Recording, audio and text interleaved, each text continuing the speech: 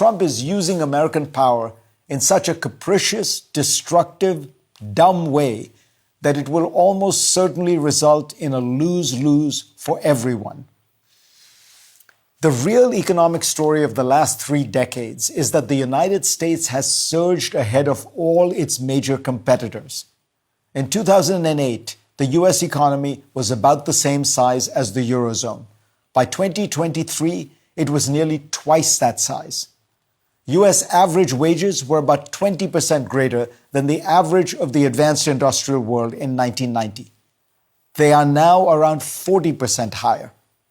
The average Japanese person was 50% richer than an American in 1995 in terms of GDP per capita.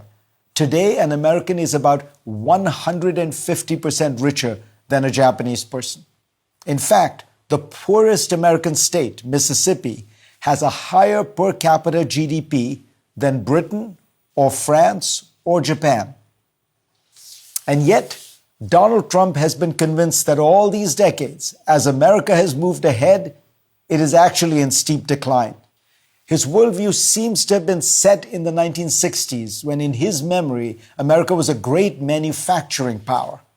Another piece of that antique worldview is an overestimation of Moscow's power, which in his mind apparently remains a towering economic player on the world stage with whom he can do many important deals. Russia, bizarrely, has been excluded from any new tariffs.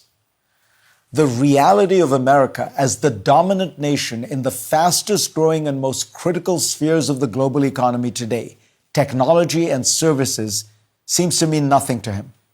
Donald Trump's nostalgic worldview is rooted even further back than the 1960s.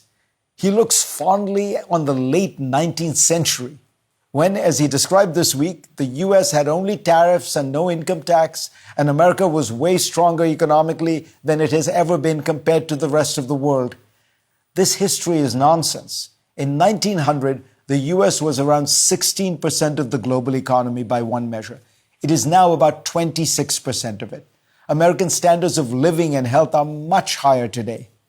But in acting out on his nostalgic fantasy, Donald Trump might well end up dragging America back to what it was then, a poorer country dominated by oligarchs and corruption, content to swagger around in its backyard and bully its neighbors, but marginal to the great currents of global economics and politics.